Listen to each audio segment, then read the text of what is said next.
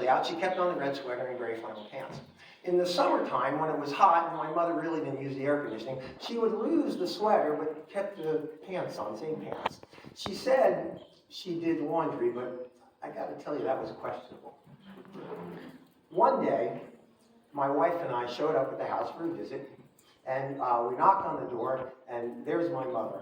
And she is not in the red sweater or the gray flannel pants. She's wearing a nightgown that I'm sure at one point in its existence was white.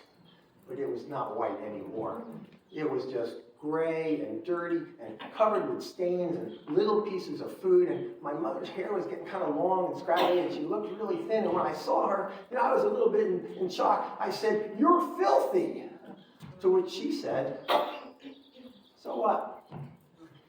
In her day, my mother was an altogether put-together woman. She had a beautiful wardrobe. She always had nice clothes. If she was going to a special event, a party, a wedding, a bar mitzvah, she would be dressed to the nines in very nice clothing and nice jewelry and diamonds and pearls. She always looked terrific.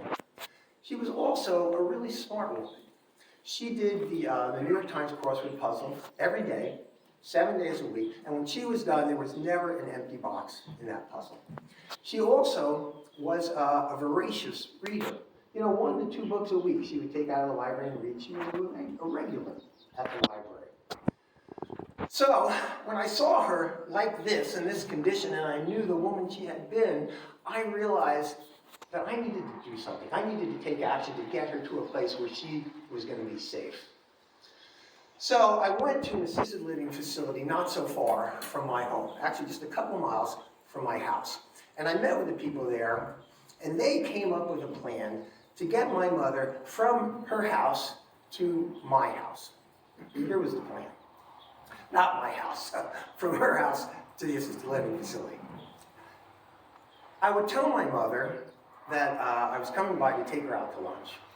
That was easy. She only lived like 20 minutes from my office, and we had lunch often, usually at least once a week. Except this time, I would say, instead of going to the local diner, where we usually went, I was going to take her to a nice restaurant near my home, which was over an hour away. And when she would question that, I would say, it's so nice, I just want to take you someplace nice for a change, not the diner. Okay. When we get to the restaurant, here's a hint, it wasn't the restaurant, it's the assisted living facility. We would go in their dining room, and we would be joined by 2 of the residents. And the residents would talk the place up. They would say how great it is, how happy they are to be there, the people are so nice, there's so much to do, the food is so good. So if my mother made a decision to stay, she would feel good about that decision, knowing how nice the place is. Then, when these 2 folks got up and left, I would say to my mom, "I'm going away for a while." And then I'd say, "While I'm away, I'd like you to stay here." And again, because she's now feeling good about this experience, this meal, these lovely people, this was all going to work out just fine. This was the plan that the experts at assisted living were recommending. You're laughing. I was a little bit dubious of the plan, because this is what I knew about my mother. I knew that she had dementia, but I also knew she wasn't stupid. So several weeks go by, we make all the arrangements, and it's time for me to go pick up my mom, which I do. We get in the car, and we are driving south on the New Jersey Turnpike, and we're driving past New York City. The skyscrapers and the big buildings, and the cranes are putting up new buildings, and my mother sees the New York City skyline, and she says, "That's my city." As if she has all these memories. Hundreds of memories about growing up in New York City. And she did. But ask her what day it is, what month, what year, who the president is, and she'll simply say, "I don't know." About 40 minutes later, we are pulling up to the assisted living facility. It's a big building, and there is a big sign in front of the building, and in red and blue letters and yellow letters, gigantic sign that says, "Sunrise Assisted Living." You can't miss it. And my mother sees the sign, and she sees the building, and she says, "Oh, this place again?" As if she had been there so many times before. But she had never been there, but everywhere I took her, she seemed to think she had been there. Meanwhile, she's fine. We're going in. I'm a little bit nervous because I have no idea what's going to happen. Now there's something else you need to know. This is not the first time I arranged for a kidnapping of a member of my family. 10 years before, I hired 2 men to come into my house at 3 o'clock in the morning and take away my 14-year-old son to a therapeutic wilderness program in North Carolina. My son was violent. My son was angry. At the age of 14, he stopped going to school. He needed an adjustment to his life, to straighten things out. He spent 8 weeks at the wilderness program. Then we spent 15 months at a therapeutic boarding school in Georgia before he came home. If you ask me, did it make a difference? Did it work? I will tell you, absolutely not. I was 0 for 1 with kidnappings. I did not want to be 0 for 2. My mother and I go inside the building. As per the plan, we go to the dining room, and per the plan, 2 of the residents join us. They say hello, they introduce themselves, they order their lunch, and that's it, they become mute. They do not say a thing throughout the entire meal. They're completely silent. So we finish our lunch, we get up, and as we're walking through the dining room to leave, I see there's an empty table.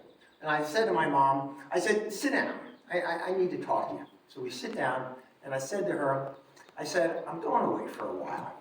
She said, so what? You go away all the time, which was true. I mean, I traveled a lot for my job. I said, but you're right, but while I'm away,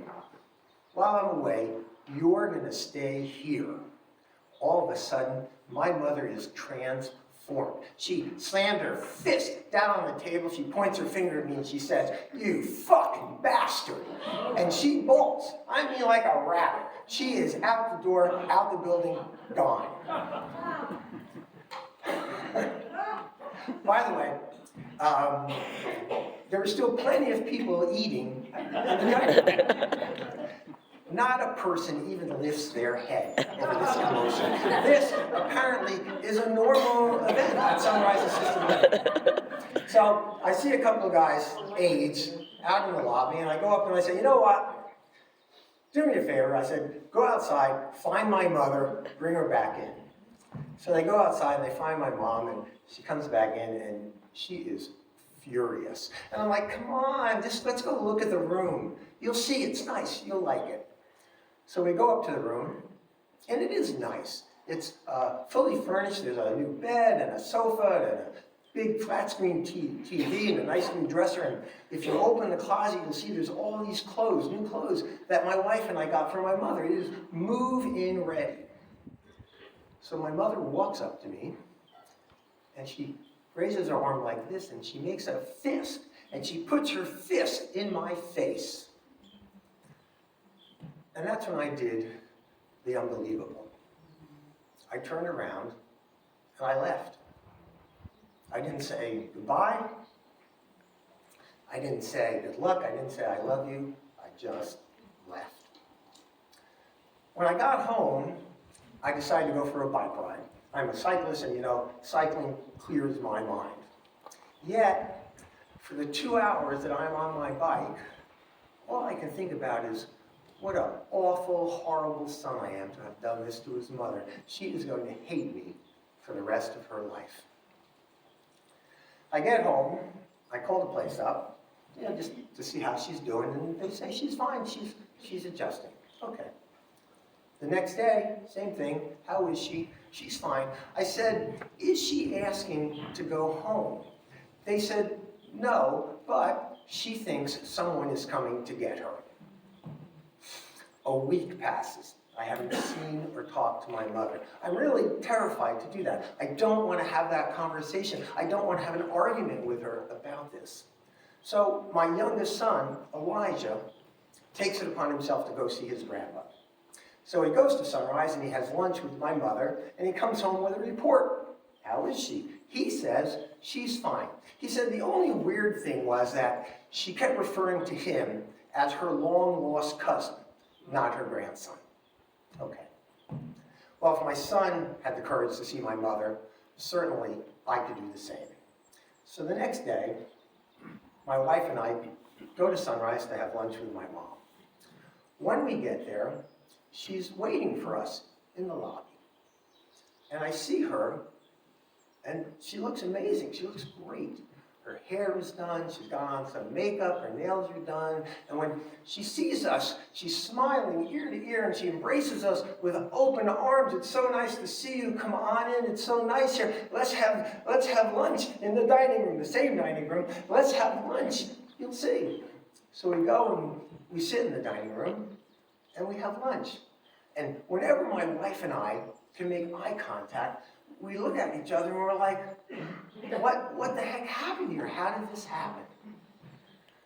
What I think happened is I think my mother thought she was at a hotel. She was on vacation. She traveled all over the world, and this was just another hotel, another stop in her journey. I also think that on a subconscious level, I think that for the first time in her life, she could finally relax. She didn't have to worry about a thing. So there's one more thing I need to tell you. On the day that I left my mother, and she was so miserable, so upset, so angry, the people at Sunrise took her outside on a walking path. There was a path around the building. And they just kept walking and talking to her and trying to calm her down. And all the while that they were doing that, my mother was smoking away. My mother was smoking like a chimney because she was a chain smoker. She started smoking when she was 15 years old. And by the time she was in her 80s, she was smoking 3 or 4 packs a day. Yet on this day, in her desolation, that was the last time she ever smoked. It was the last cigarette she ever had. Eventually, she forgot that she was a smoker. Yeah, I took that as a sign, a pretty good sign that maybe this was going to work out. My mother stayed at Sunrise for 3.5 years until she passed away. About a year after she was there, she fell and broke her hip, and she never walked again. She was confined to a wheelchair. But whenever I would go to see her, she was always very happy, always happy to see me, always in a good mood. I was in a good mood too, I was happy. My first kidnapping was a failure. The second time, however, everything worked out just fine. Thank you.